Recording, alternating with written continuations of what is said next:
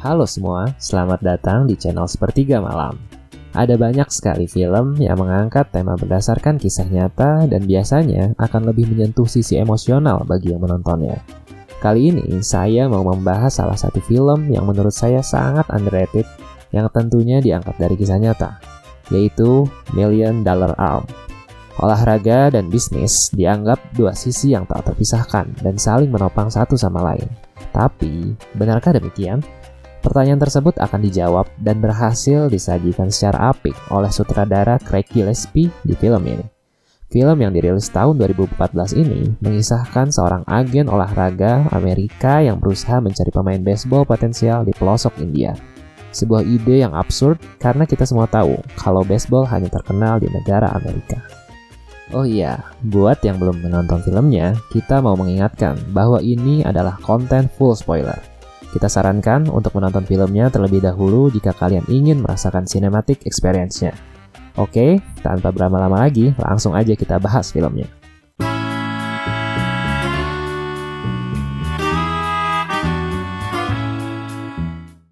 Kita diperkenalkan kepada seorang agen olahraga bernama JB Bernstein.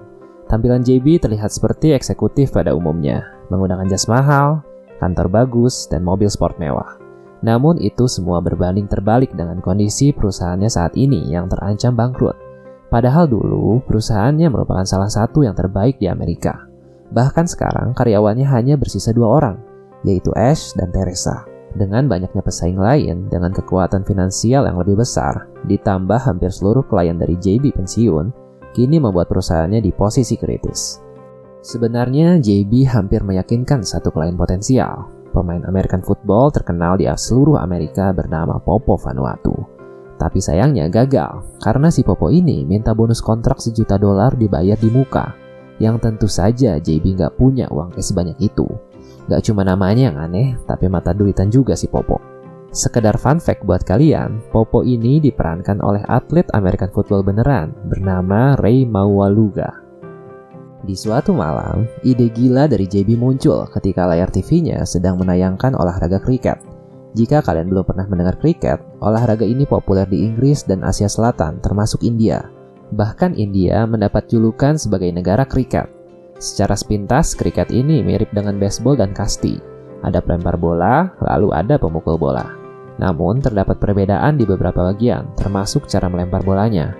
Atas dasar itu, JB mendapat ide untuk mencari bakat pelempar bola terpendam di seluruh India dengan cara kontes pencarian bakat. Ia akan berkeliling ke seluruh India untuk mencari pemain potensial. JB pun bersama Ash menyampaikan idenya kepada investor bernama Chang.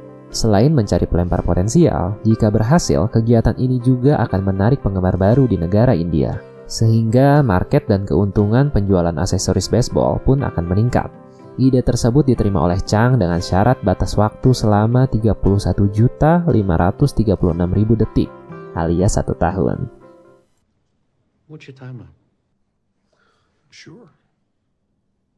Oh, I would thank you if the deal wasn't insane. Dalam waktu 1 tahun, JB harus mencari pemain potensial dan melatihnya. Sebuah tantangan yang tak mudah tentunya, bahkan hampir mustahil. Oleh karena itu, JB sudah menyiapkan rencana untuk meminta bantuan pelatih baseball bernama Tom House. Tom House menerima tawaran tersebut dan akan melatih pemain yang nantinya dibawa dari India. Sedangkan selama berada di India, JB akan dibantu oleh pelatih yang sudah pensiun bernama Ray Poitevin. I can't be there without a scout of some kind.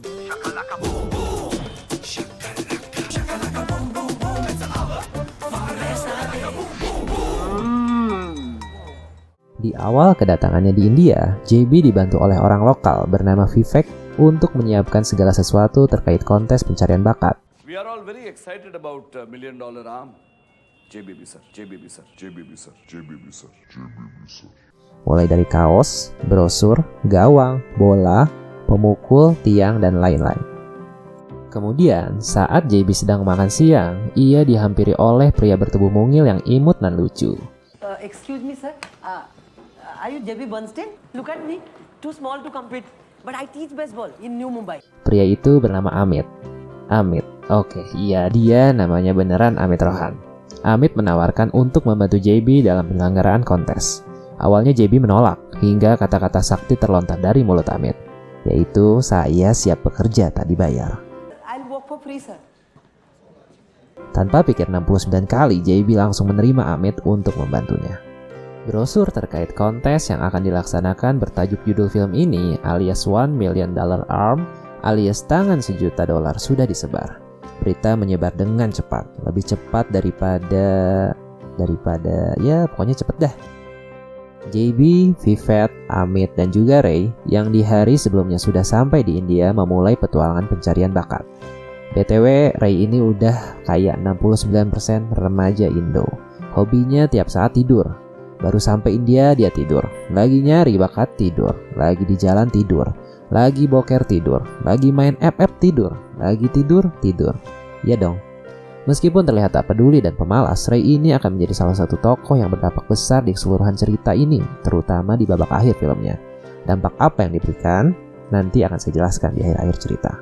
Di hari pertama ajang pencarian bakat yang kayaknya lebih mirip sama lomba 17-an sih ini, tak berjalan semulus tangan Pevita Pierce, gak ada satupun yang bisa melempar bola melebihi kecepatan 69 km per jam.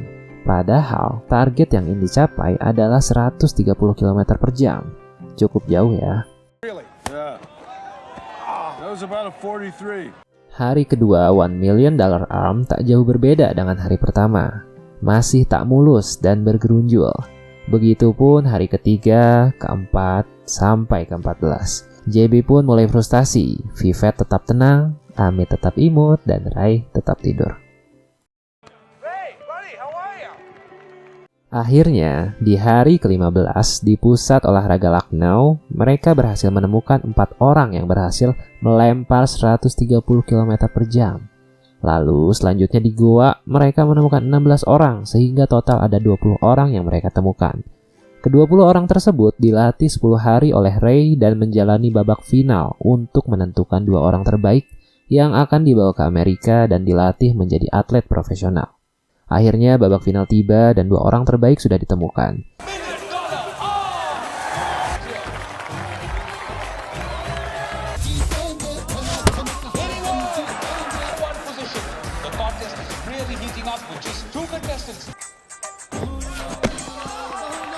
Yaitu bernama Danish dan Rinku. Mereka berdua memiliki ciri khas yang berbeda. Danish dapat melempar dengan sangat cepat namun tak akurat. Ray menjulukinya si liar.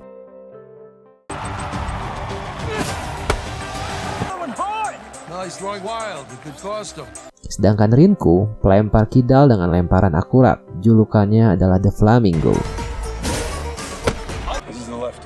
We call him the Flamingo. Fun fact lagi buat kalian, Dennis mukanya mirip Bruno Mars. Mereka berdua berpamitan dengan keluarganya dan akan menjalani pelatihan pro bersama Tom House di Amerika. Si imut nan lucu alias Amit diangkut oleh JB ke Amerika untuk membantunya menjadi translator. Okay. Goodbye, JB sir. Goodbye, Ash sir. Kehidupan awal-awal di Amerika terasa sangat sulit bagi Rinku dan Danish. Mulai dari makanan, bahasa, hingga gaya hidup. Malah mereka membuat kekacauan di hotel tempat mereka menginap yang membuat Danish dan Rinku diusir dan terpaksa JB menampungnya di rumahnya.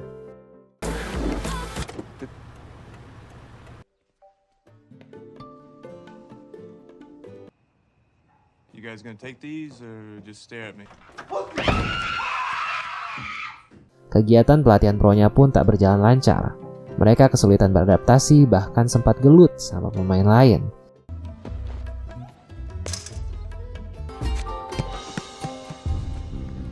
Tom House berpikir bahwa mustahil melatih pemain yang sebelumnya tak pernah bermain baseball. Kemudian, suatu hari JB ditelepon oleh si Popo. JB diberitahu bahwa Popo tak puas dengan agennya yang sekarang dan meminta JB untuk menjadi agennya. Mendapat rejeki nomplok, JB langsung mempersiapkan dokumen kontrak dan lain-lain untuk Popo. Itu membuatnya sibuk dan tak sempat memperhatikan 2 bocil India yang performanya tak ada peningkatan. Selain itu, di sela-sela kesehariannya, Danish dan Rinku berkenalan dan mendapatkan teman mengobrol bernama Brenda yang tinggal di sebelah rumahnya JB. Hal itu membuat mereka lumayan terhibur dengan Brenda yang terlihat sangat ramah. Danish dan Rinku bagaikan memiliki kakak baru yang memperhatikan mereka di tengah-tengah kehidupan yang suram. Kakak ketemu gede. Keadaan makin suram ketika JB diundang ke pesta di rumah Popo untuk penandatanganan kontrak, yaitu Amit dan Rinku berulah dan mengacaukan pesta karena mabuk berat. Dengan terpaksa JB mengantarkan dua bocil India dan Amit pulang. Lalu ia kembali secepat kilat ke rumah Popo. Sayangnya Popo malah sedang bersama agen lain dan menandatangani kontrak dengan perusahaan bernama Procorp. "Business is a business, right?" ucap Popo sambil mukanya sok ganteng. Damn. JB yang kecewa ngamuk besar ke Amit, Rinku, dan juga Dennis. Brenda yang melihat JB sedang marah mengajaknya ngobrol santuy. Inilah scene yang akan mengubah setidaknya 3 hal.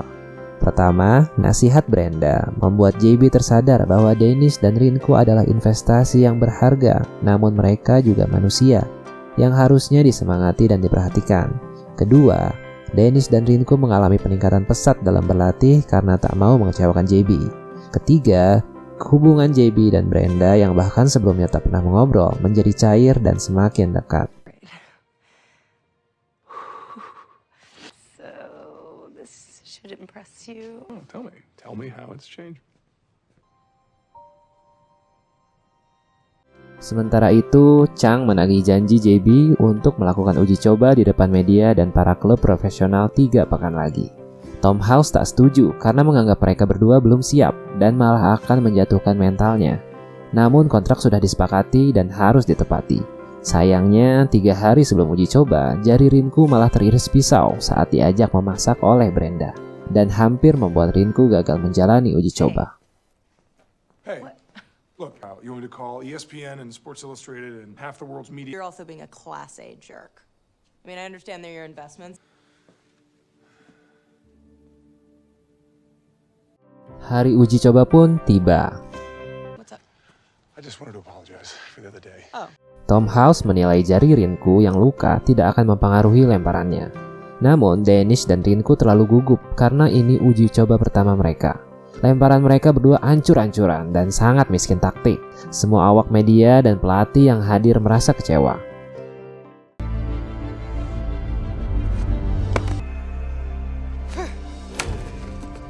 Chang menganggap JB berhasil menjalankan $1 million arm. Chang tak peduli dengan 2 bocil India yang gagal dan sedang nangis di pojokan. Ia lebih peduli bahwa acara kontes $1 million arm sudah diketahui oleh seluruh halayak dan bisa menjadi bisnis yang menjanjikan. Kontrak JB pun ditambah 3 tahun untuk menjalankan $1 million arm kembali dan mencari bakat-bakat yang lain. Sesampainya di rumah, raut wajah sedih tak bisa disembunyikan oleh Dennis dan Rinku. JB yang ikatan batinnya semakin kuat karena sudah hampir setahun tinggal bersama, merasa sangat bersalah. Lagi-lagi ceramah no jutsu yang diberikan Brenda membuat JB tersadar bahwa ia belum mengarahkan seluruh usahanya untuk 2 bocil India. So give it back to them. Do another tryout. Keesokan harinya, JB mendatangi Chang dan mengutarakan akan mengadakan uji coba kedua. Namun ide tersebut ditolak oleh Chang dan ia mengancam akan membatalkan kontrak mereka. Karena batu, JB tetap akan melakukan uji coba kedua meski kontraknya akan dibatalkan. Sayangnya, hampir seluruh media dan pelatih ogah untuk datang ke uji coba kedua. Hingga tak sengaja JB bertemu dengan Ray di dekat rumahnya. Disinilah peran dari Ray. Ia berhasil memberikan dampak besar seperti yang sudah saya katakan di awal film tadi. Diam-diam Ray ternyata menaruh perhatian terhadap perkembangan Dennis dan Rinku karena dialah yang menemukan bakat mereka di India.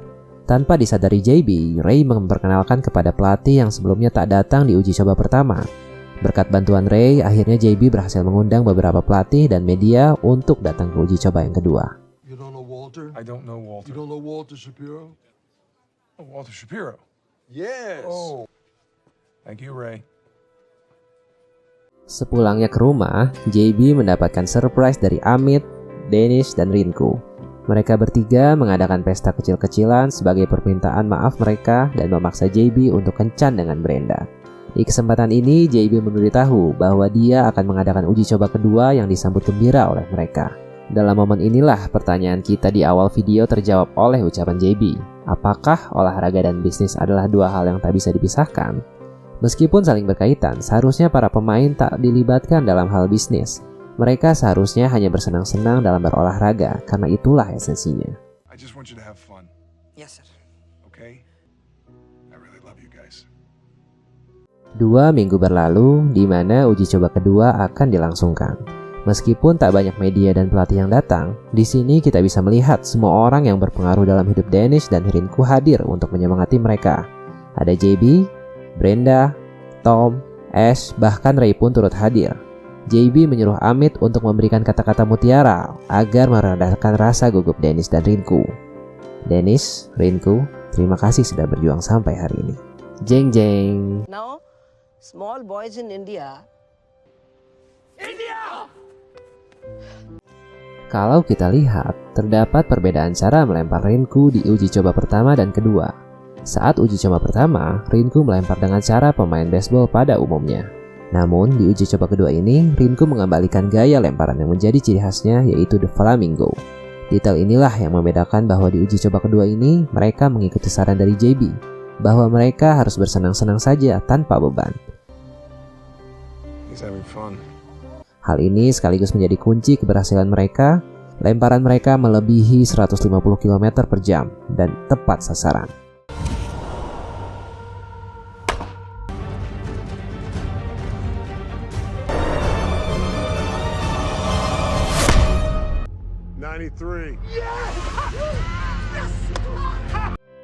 Akhirnya mereka pun direkrut oleh Pittsburgh Pirates. Rinku menjadi orang India pertama yang bermain untuk tim profesional di Amerika dan Danish menjadi orang kedua. Hal ini karena Rinku nulis tanda tangannya lebih gercep. Have been offered a contract with the Pittsburgh Pirates. Amit menjadi pelatih baseball di India dan sukses besar. JB melanjutkan kontes $1 million arm dan menikah dengan Brenda. Benar-benar sebuah kisah nyata yang sangat menginspirasi orang-orang untuk bermain baseball.